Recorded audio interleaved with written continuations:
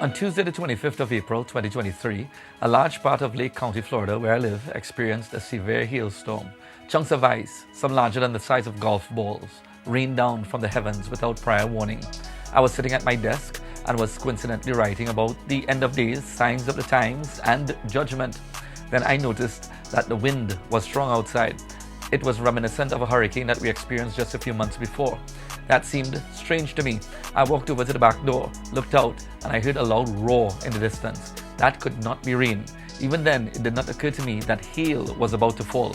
Moments later, hail began ferociously battering our tiny neighborhood.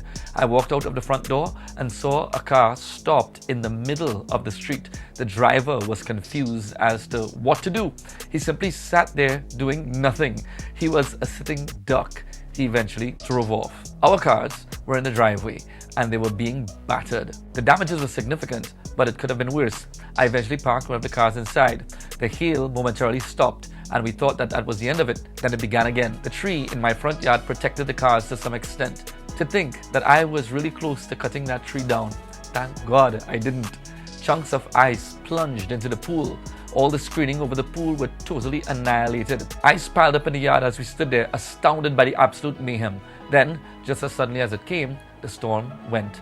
I walked around the house assessing the damage. My wife and I stood at the front porch looking at the mess in our yard. Then I noticed something strange, something that we never realize is often missing. What is that? I'll tell you. There was absolute silence. There was no sound of cars, no wind, no AC units running, no TV blaring, no car sound system echoing, just pure and absolute silence. Soon that was interrupted by the sound of my neighbor's AC unit kicking in. It took us a while to figure out that it was indeed the sound of the AC unit, because even then, the lone running unit seemed out of place as it pierced the peculiar tranquility. The wind was not blowing, the leaves were not rustling, the cars were not running, and the noise of everyday life simply ceased in the aftermath of the barrage of ice and rain. It was in that moment I realized that silence has become so foreign to us. The distractions and cares of this life have become such a part of everyday existence that when silence comes, it's deafening. When the world was essentially shut down a couple of years ago, there were so many people that could not deal with it, and as a result, depression, mental illness, and suicide severely increased. Indeed, silence is often an ominous thing, but noise could be a distraction from the voices that really matter. When some purpose in their hearts to seek the Lord, it becomes difficult. Because they are so accustomed to the distraction of noise, their heads are filled with it, though it be imaginary. In the silence of the world, the voice of God is evident. Sometimes it's quite difficult to sift through all the static to even hear ourselves think, much less to hear God speak. Sometimes it is good to be silent, to be still and know that the Lord is God. In the early hours of the morning, while the world is stretching its weary frame to summon itself out of darkness, this is when we seek the Lord. I've learned that it is in these hours we hear His voice clearly. When the distractions of this life are held in abeyance, at least for a while, we can hear His soothing voice with precision, clarity, and comfort. Sometimes you just need to turn off the TV or put our phones down, cancel the plans, turn off the music, and just sit there with God. Find a place where the distractions of this life will not hamper our communication with Him. In the aftermath of that hailstorm, it felt as if all of creation engaged in a moment of utter silence. Those moments are rare and utterly spasmodic. This doesn't mean that we cannot shut out the things that distract us and soak in the things that assist us in praising our Creator. David declared in 1 Chronicles 16:32 and 33, "Let the sea roar, and the fullness thereof. Let the fields rejoice, and all that is therein. Then shall the trees of the wood sing out at the presence of the Lord, because He cometh to judge the earth."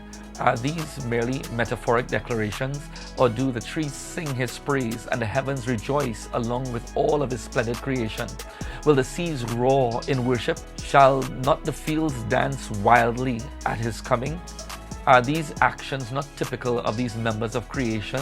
Does the wind whistle through the buzzing leaves? Do the waves not roar and the fields of wheat dance jubilantly at the coming of the wind, mimicking the sound of abundant rain? Could it be that these natural traits form an intrinsic, unrestricted melody, a song too beatific for the human consciousness to ascertain? The melodic strains of the mighty elements create lines of perfect beauty, synchronistic in its offering. But what man hears after all that is just noise. But at times God says of a man's song that he thinks is great in Amos 5:23, "Take thou away from me the noise of thy songs, for I will not hear the melody of thy viols."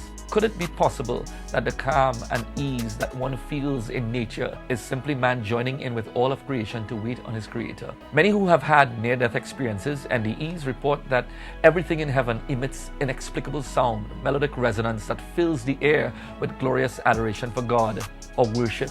Psalms 19:1, "The heavens declare the glory of God, and the firmament showeth his handiwork." This surpasses awe of the omnipotence of the Creator. Everything in creation makes melody in honor of the Lord, and creation will get its renewal. This is an undeniable indictment against man. In man's rebellion, he has forgotten his innate ability to sway with the wind in worship, the ruach of God, like the trees sway.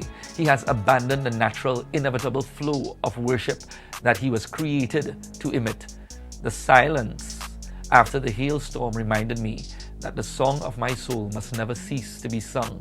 Today I join with all of creation to worship the maker of heaven and earth, the Lord Jesus Christ. Now think about that. I'm wading through this water, Lord, for better or for worse. In all my ways I'm putting Jesus first, with love in every line, in every song, in every verse.